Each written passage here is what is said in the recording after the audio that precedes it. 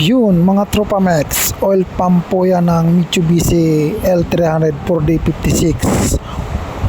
Pwede rin po ng Starex 4DBX o kaya H1 na luma mga tropa na Hyundai. Sim lang po ng mga oil pump po yan. Madalas po nasisira o laging sira yung kanyang alternator dahil po yan sa kanyang bracket mga tropa mix, gaya ng inyong nakikita. Yan po yung nagiging problema niyan mga tropa mix. Nawawala po sa align yung kanyang alternator kaya maya't maya sira po yung alternator.